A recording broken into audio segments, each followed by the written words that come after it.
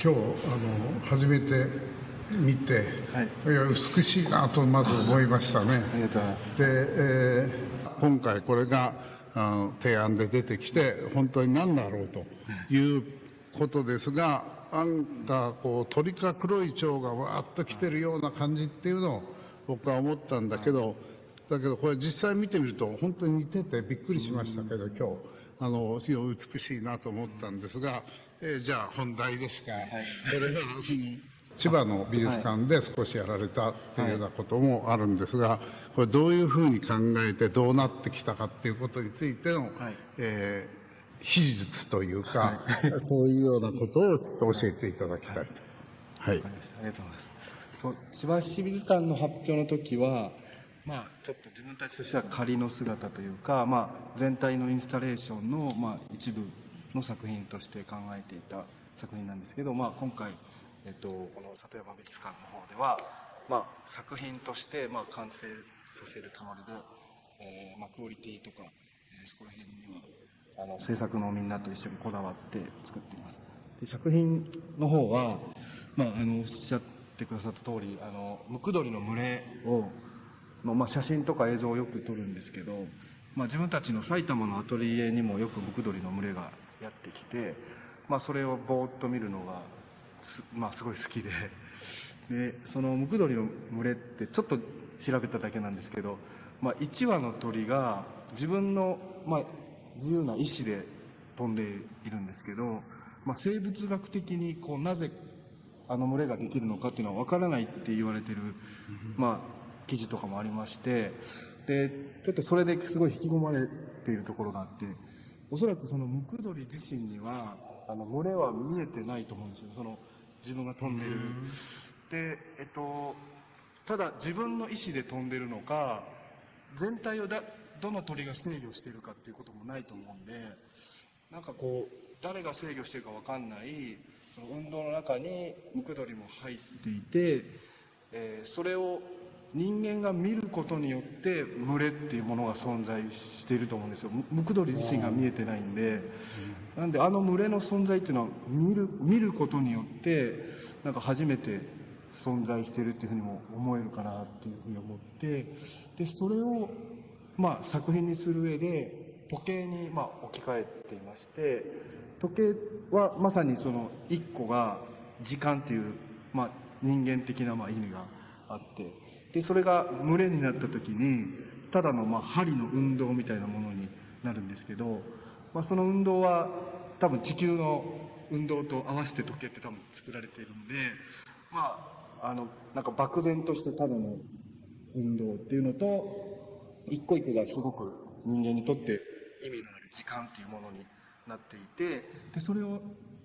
こうじーっと見てると針がまるでなんか関連してるようにも見えてくるというか、こうカチカチってなってこっちがカチカチってなったりして、そのなんか連動して動いているように見えるっていうのは、まさにその鑑賞者の人がその作品を見てることによって起きてくることだと思ったんで、そういうなんかものを見ようとする鑑賞者の人が作品を見ることでそれが存在するような、なんかそういうこの美術館から里山に入っていく人とか、これからアートを見ていく人のなんかスイッチのようななんか作品になってほしいなっていうのがあって、ちょっとこの作品がやっぱり一番いいんじゃないかなというふうに考えたんですけど、今の話伺ってて、ムクドリがやっぱ時計での針でやろうって、なんでそうなんですか。僕はそこは全然わからないんですね。そうなんかムクドリの群れを人間が見ることによって、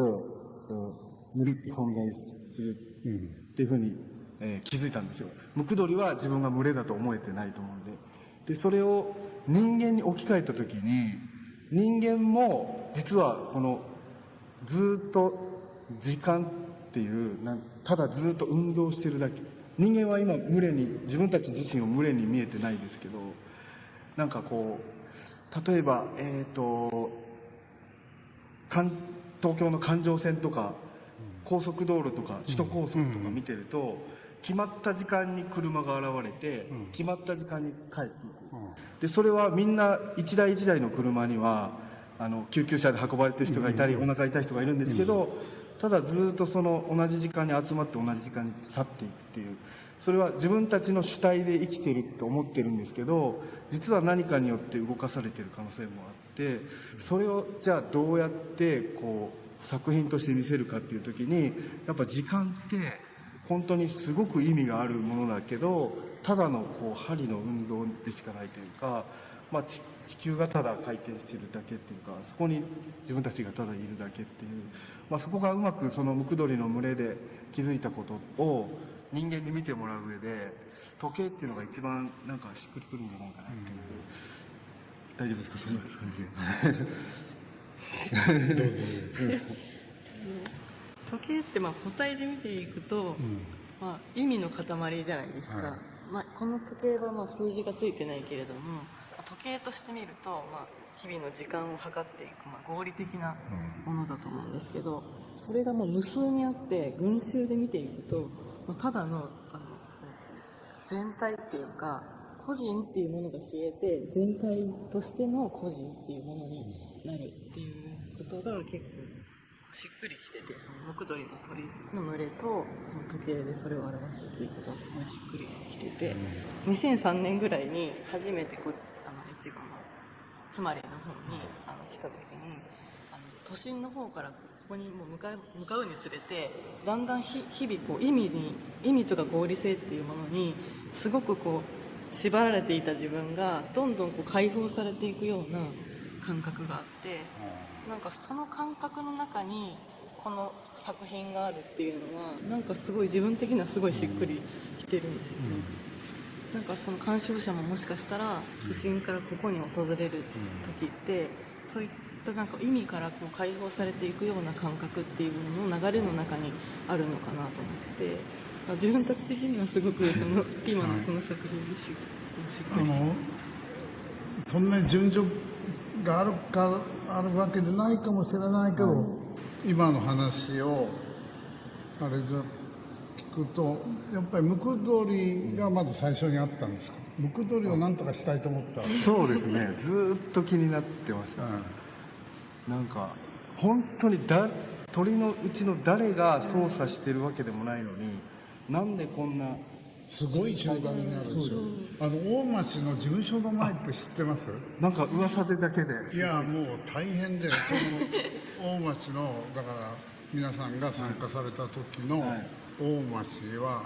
事務所の前に、木が7、8本あったんですよ。もうすごいムクドリで、とにかく傘さして歩かないとダメっていうぐらい糞がすごくて。でもうその木全部切りました、今あまりにすごいので歩けないんですね、駅前が。でだけどそれでそのムクドリが気になるのは分かるけど、それをなんか時計の針でやるっていうのが、そこはそう秘密なんだけどちょっと分からない。それはどういうふうに出てくるのか。そっからちょっと自分なりいろいろ調べて、ロボット工学の本で、AI をつけたロボットをある広いフロアに数十台その AI をついているロボットは自由な意志でそのフロアをランダムに動き回る。でそれを数十台置いて長時間実験したらしいんですよ。そうするとある時間にこう変態というか群れを組んでこういうウェーブを作ったり何かしだす。それも工学上その原因がわからないってことらしいんですよね。でなんかその時計のムーブメントって、時間ってまさに人間のなんか世界を捉える意味じゃないですけど、これには AI は入ってないんですけど、ただ毎日自分たちが見てるようなものがただこう無数に並んで、それをお客さんがこう見た時にかすかにこうなんかね連動してんじゃないみたいな、そういうこととなんかつながんないかなっていうところがあって。